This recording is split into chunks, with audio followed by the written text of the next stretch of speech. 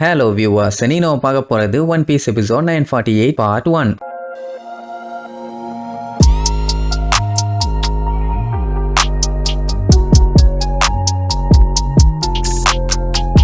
Open பண்ணா இந்த rhizo பையன் இருக்கான்ல, அவன் நைஸா என்ன பண்ணுவான், அந்த எக்ஸிக்யூட்டிவ் டவருக்கு போவான். ஏன்னா அங்கதான் கவமட்சுவோட கத்தியும் இருக்குது, அவன் ஹேண்ட் கஃப கலெக்டர் சாவியும் இருக்குது. ஸோ நைஸா போய் எடுத்துட்டு இருப்பான்னு வைங்க. பட் இப்ப பஞ்சாயத்து என்னன்னா, காட்ஸுங்க யாருமே இங்க இருந்து வேற எங்கேயுமே கான்டாக்ட் பண்ண முடியல அப்படின்னு எக்ஸிக்யூட்டிவ் டவர்ல பஞ்சாயத்துன்னு சொல்லிட்டு ஏகப்பட்ட பேர் கிளம்பி வந்துட்டு இருக்கானுங்க. ரைசோ வேற இங்க இருக்கானா, ஒரு பெரிய கூட்டமே வந்து கண்டுபிடிச்சிரும் அவன் உள்ளதான் இருக்கான்னு. சரி, இப்போ ஒரு ரூமுக்குள்ள ஒரு திருடனை பாக்குறீங்க, நீங்க டோர் கிட்ட நிக்கிறீங்க. நீங்களா இருந்தா என்ன பண்ணுவீங்க? டெஃபினட்டா டோரை மூடி அந்த திருடனை உள்ள வச்சு லாக் பண்ணுவீங்க. ஏன் நானா இருந்தாலும் அதான் பண்ணுவேன். ஆனா இவங்க நீதான் அந்த திருடனா, நீதான் அந்த பெரிய மூஞ்சி திருடனான்னு மாத்தி மாத்தி அவனுங்க மட்டும் இல்லாம இந்த வைஸ் வார்டன் லூஸும் சேர்த்து கத்திட்டு இருப்பான். அவன் பாத்தீங்கன்னா இந்த கேப்பை யூஸ் பண்ணி சரக்குன்னு வெளியில வந்துருவான். இதுக்கப்புறம் அவனை பிடிக்க முடியுமா? அவன் தான் நிஞ்சா வாச்சே. சரி, இப்ப வாச்சு அவனை பிடிச்சிட்டு அதுக்கப்புறம் விசாரிக்கணும். இப்பவே அவன் விசாரிப்பான். ஏய், நீ தானே அந்த கீஸ் எல்லாத்தையும் திருநவன் அப்படின்னு காட்டுக்கத்து கத்துன உடனே அவன் கிண்டல் பண்ணுவானா. உடனே கடுப்பாயி சும்மா பத்திரகாளி மாதிரி பாஞ்சு அட்டாக் பண்ண வருவான். 6 கையில 6 கத்தி, ஜோரோவே 3 தான். ஆனா இவ 6 என்ன பண்ண போறானோ தெரியல.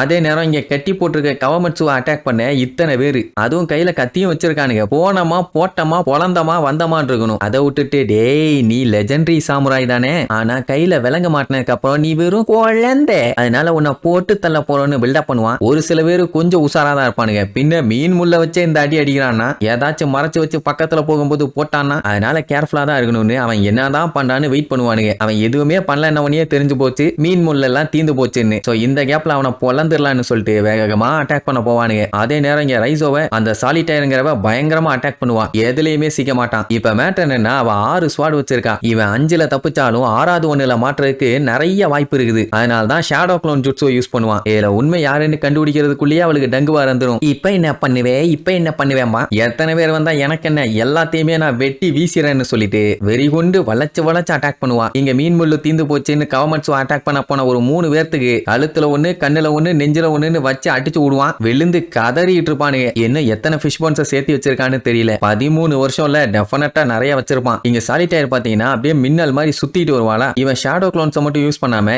எக்கச்சக்க பிளேட்ஸை யூஸ் பண்ணி அட்டாக் பண்ணுவான். எதுவுமே அவளை எதுவும் பண்ணாது. அவ சுத்திட்டு வந்த வேகத்துல அங்க இருந்த ஷேடோஸ் எல்லாத்தையுமே பொலந்து கட்டுவான். அதுல உண்மையான ஆளுக்கும் அடிபட்டுருமா, முடியாம முக்க ஆரம்பிச்சிருவான். இங்க கவர்மெண்ட்ஸு செல்லுக்குள்ள பயங்கரமா கத்தற சவுண்ட் கேக்குமா. வெளியில இருக்கவனுங்க எல்லாம் பதறுவானுங்க. ஏன்னா அவனை கொல்றேன்னு சொல்லிட்டு அங்க போய் ரீரெக்கார்டிங் பண்ணிட்டு இருந்தானுங்கன்னா, அதே நேரம் இங்க இவ மிச்சம் இருக்க அந்த ஒருத்தனை ஒரே போடு, அவ்வளவுதான் ரைசோ அப்படியே தெரிச்சிருவான். அதே நேரம் இங்க கவமட்சு அட்டாக் பண்றதுக்காக ஒரு பெரிய கூட்டமே உள்ள வந்துடும். இந்த டைம் அவன் என்ன பண்ண போறான்னு தெரியல. அதே நேரம் இங்க ரைசோவை அட்டாக் பண்ணால அதுவுமே ஒரு ஷேடோ க்ளோன் தான். திடீர்னு பின்னாடி வந்து ஸ்மோக் எஸ்கேப் டெக்னிக்கை யூஸ் பண்ணி தலைவன் அப்படியே புகையா மாதிரி அங்க இருந்து காணாம போயிருவான். காட்டு கத்திட்டு இருப்பான். எங்க போய் தொலைஞ்சான், எங்க போய் தொலைஞ்சான்னு. இங்க பபனுக்கு இவனை கொல்லணும்னு சொல்லி ஆர்டர் போட்டிருக்கான். ஆனா கிட்டக்க போனா எல்லாத்தையும் கொல்றானேன்னு சொல்லிட்டு பதறிட்டு நின்றுட்டு இருப்பானுங்க. பேசாம எல்லாம் மொத்தமா இறங்கி அட்டாக் பண்ணி இவனை போட்டு தெரியலாம். அப்பதான் கரெக்டா இருக்கும்னு இவனு எங்க பிளான் பண்ணிட்டு இருக்கும் போதுதான் ரைசோ அந்த டவர்ல இருந்து ஒட்டச்சு பிச்சுக்கிட்டு வெளியில வருவான். அதுவும் எப்படி பறேந்து வருவான். அங்க இருக்க காட்ஸுங்க எல்லாம் ஐயோ இன்ட்ரூடர் தப்பிச்சிட்டானேன்னு சொல்லுவானுங்க. சாலிட்டயருக்கு கடுப்பாவும் காட்டு கத்திட்டு இருப்பான். அப்படி பறந்து வந்தவன் என்ன பண்ணிடுவான், வர்ற வேகத்திலேயே உன்னோட கத்தியையும் கவர்மெண்ட்ஸோட ஹேண்ட் கஃப கலெக்டர் சாவியையும் சேர்த்தி அந்த ஜெயிலுக்குள்ள தூக்கி வீசிடுவான். கரெக்டா கத்தி அவன் எடுக்கிற மாதிரி மூஞ்சிக்கிட்ட வந்து சொருகும். சாவி கைகிட்டே போய் விழும். ரைசோ நீ மாஸ் காட்டிட்டப்பா, கரெக்டான டைம்ல எல்லாத்தையும் கரெக்டா கொண்டு வந்து சேர்த்திட்டேன்னு அவன் சாவியை எடுத்து லாக்க திறந்து, இதுக்காக தான் நான் காத்துக்கிட்டு இருந்தேன், என் ஸ்வாட் எனக்கு கிடைச்சிருச்சு சொட்டமு சொன்ன அவன் ஸ்வாடோட பேரை சொல்லுவான். அந்த காட்ஸ்களுக்கு அறிவே இல்லையா,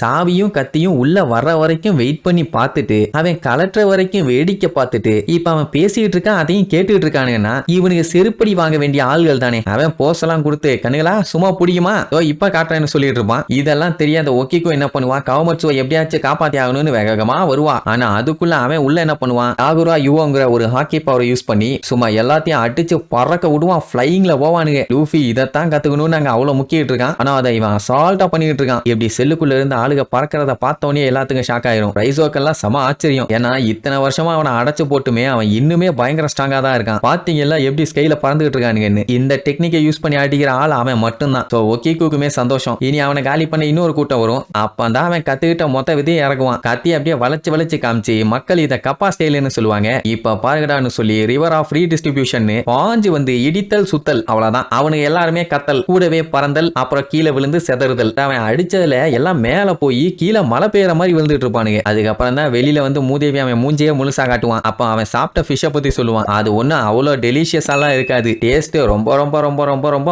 மட்டமா இருக்கும். அதை சாப்பிட்டா அவனுக்கு கொமட்டிக்கிட்டு வாந்தி வரும். கூடவே அவன் வயிறும் கெட்டு போகும். இருந்தாலுமே அவன் 13 வருஷம் அதை சாப்பிட்டே உயிர் வாழ்ந்திருக்கான். அவன் லாட ஏமாத்த கூடாதுன்னு நினைக்கிறான். அதனால இந்த மாதிரி எத்தனை தடங்கள் வந்தாலும் அதெல்லாத்தையும் தாவுடு பொடி ஆக்கிட்டு நான் என் வேலையை பார்ப்பேன். இந்த ஒரு சான்ஸுக்காண்டி தான் நான் வெயிட் பண்ணிட்டு இருக்கேன். கவமட்சு த கப்பா சண்டேல ஜாயின் பண்றேன்னு போசலாம் கொடுப்பான். ஆக்சுவலா கொசுகி கிளானோட ஒரு முக்கியமான அடிமை இவன் தான். அவங்க உயிரை உடுன்னு சொன்னாலும் இவன் விட்டுறணும். அந்த மாதிரி ஒரு விசுவாசமான அடிமை அப்படின்னா இவன் கட்டப்பா தானே. உடனே ஓகேக்கு ரைசோன்னு எல்லாம் ஒண்ணு சேர்ந்து ஜாலியா பேசிக்குவாங்க. இத பார்த்துட்டு இருந்த வார்டன், ஏண்டா ஏண்டா இங்க என்ன ஃபேமிலி ரியூனியன் ஆடா நடத்திட்டு இருக்கோம், எல்லாம் வந்து ஜாயின் பண்ணிக்கிறாங்க. அந்த அண்டா மூஞ்ச வச்சுக்கிட்டு இருக்கவன் என்னடா புதுசா வந்திருக்கான், யாரா அவன்னு கேட்டா சாலிட்டேர் வந்து அவன் ஒரு இன்ட்ரூடர். அவன் தான் சாவிய களவாண்டான், ஸ்வாட களவாண்டான், எல்லாத்தையும் களவாண்டான்னு சொன்ன உடனே அவனுக்கு கடுப்பாயிரும். பின்ன இதெல்லாம் பண்ற வரைக்கும் என்ன வேடிக்கையா பார்த்துட்டு இருந்தீங்கன்னு வண்டவண்டையா கேட்பான். வைஸ் வார்டன் பார்த்துட்டு, டேய் இங்க என்ன பொருட்காட்சியாடா நடத்திட்டு இருக்கோம், சட்டு புட்டுன்னு அவங்கள போய் புடிங்கடா வெண்ணைகளான்னு அனுப்பி விடுவான். அந்த டைம் கவர்மெண்ட்ஸோ பயிறு கெட்டு போச்சு, வாந்தி எல்லாம் எடுப்பேன்னால இப்ப மறுபடியும் ஒரு வாந்தி வரும். அவ்வளவு பெரிய வாந்தியை பார்த்த உடனே போன வேகத்துல எல்லாம் ரிட்டர்ன் வந்துருவானுங்க. வைஸ் வார்டன் தான் புடிச்சு வண்டவண்டையா திட்டிட்டு இருப்பான். 13 வருஷமா இப்படியே தின்னனால வயிறு ரொம்ப கெட்டு போச்சு. அதனாலதான் இப்படி மோசமா வாந்தி எடுத்துக்கிட்டு இருக்கான். வார்டனால இதுக்கு மேல முடியல. அதனால சட்டு புட்டுன்னு எல்லாத்தையும் சுட்டு தள்ளுடா, எவனுமே உயிரோட இருக்க கூடாதுன்னு சொல்லி அந்த பச்சை பச்சையா பேட்ச் ஆகுது பிளேக், அந்த புல்லட்டை வச்சு சுட சொல்லுவான். அண்ட் மத்தவங்களும் அட்டாக் பண்ண கிளம்பிடுவாங்கன்னு வைங்க. இங்க லூஃபியை பிடிச்சவனுங்க விரதா இல்ல, அவன் கதறிட்டு இருப்பான், விடுங்கடா விடுங்கடான்னு. அட லூஃபி நினைச்சான்னா அவங்க எல்லாத்தையும் ஈஸியா தூக்கி போட்டு போய்கிட்டே இருக்கலாம். ஆனா அவங்க எல்லாம் ஜெயில் கைதிங்க. வில்ல பள்ளியில இருந்தான்னா அடிச்சு போட்டுருப்பான். இவங்களை அப்படி பண்ண முடியாதுல்ல, அதனால தான் விட சொல்லிட்டு இருக்கான். ஓக்கிக்கோ மத்தவங்க எல்லாருமே கடுப்பாகி அவனை ஒழுங்கா விட்டுருங்க, இல்லன்னா உங்க எல்லாத்தையுமே நாங்க போட்டு தள்ளிடுவோன்னு அட்டாக் பண்றதுக்காக ரெடியா நிப்பாங்க. ஆனா அவனுங்க அப்பவும் விடுற மாதிரி இல்ல. ஏன்னா இப்போதைக்கு இவங்க உயிரோட இருக்கணும்னா இதை பண்ணித்தான் ஆகணும். அப்பதான் வேலை பார்த்துட்டு இவங்க குடுக்கறத தின்னுட்டு உயிரோட கடைசி வரைக்கும் இருந்துடலான்னு சொன்ன உடனே லூஃபி கடுப்பாகி வண்டையா திட்டுவான். அதுதான் உங்களுக்கு வேணுமாடா, நல்லா யோசிங்கடா, மாங்கா மாட்டேங்களான்னு. அப்பதான் நம்ம தாத்தா யோகரோ என்ட்ரி கொடுப்பாரு. அவரை பார்த்த உடனே எல்லாத்துக்கும் சந்தோஷம். அவர் என்ன சொல்லுவாருன்னா, நீங்க உங்க மாறுவேஷத்தை கலைச்சு நீங்க யாரு என்னன்னு மக்களுக்கு காமிங்க, அப்பதான் அவங்க எல்லாத்துக்குமே ஒரு நம்பிக்கை வரும். நம்ம இப்படியே அவங்க கிட்ட வாயிலேயே பேசிட்டு இருந்தோம்னா எதுவுமே வேலைக்கு ஆகாதுன்னு உடனே ரைட்டுன்னு சொல்லி அவங்க மாறுவேஷத்தை கலைக்கிறாங்களாம். ஒண்ணு இல்ல, அந்த மூஞ்சில கட்டி இருந்த துணியை கழட்டுவாங்க. கலட்டினோன்னு அங்க இருக்கவங்க எல்லாம் பயங்கரமா பார்த்து ஷாக் ஆயிருவாங்க. எது நீங்களா நீங்களா நீங்களான்னு. இவங்க எல்லாம் பேய்ங்க செத்துட்டாங்கன்னு நினைச்சிட்டு இருந்தாங்க. ஆனா இப்போ உயிரோட வந்திருக்கத பார்த்த உடனே ஷாக்கு. எல்லாம் லூஃபி கூட வந்து நின்னுட்டு பயங்கரமா போஸ் எல்லாம் கொடுப்பாங்க. அதுல ஒக்கிக்குவோட மாஸ்க பார்த்துட்டு எல்லாம் ஆடி போயிருவாங்க. மேட்டர் என்ன தெரியுமா, ஒக்கிக்கு வந்து பொண்ணு இல்லையாமா, பையனாமா. அதுவும் லேண்ட் ஆஃப் ஆனோட பியூட்டிஃபுல் ஸ்வாட்ஸ்மேன் யாருன்னு கேட்டா அவதான். ஐ மீன் அவன் தான். அவ என்னடான்னா நான் மனதளவுல பொண்ணும்பா, நம்ம பொண்ணாவே கன்சிடர் பண்ணுவோம், இல்லன்னா குழப்பிடும். மொத்தத்துல ட்விஸ்ட் மேல ட்விஸ்ட். அங்க இருந்து எல்லாத்துக்குமே நல்லா தெரியும் இவங்க யாரு என்ன எந்த அளவுக்கு ஸ்ட்ராங் ஆனவங்க, இதுக்கு முன்னாடி என்னென்னலாம் பண்ணிட்டு இருந்தாங்கன்னு எல்லாத்தையும் சொல்லுவாங்க. போஸ் கொடுத்து நிக்கும் போது சொல்லணும்ல.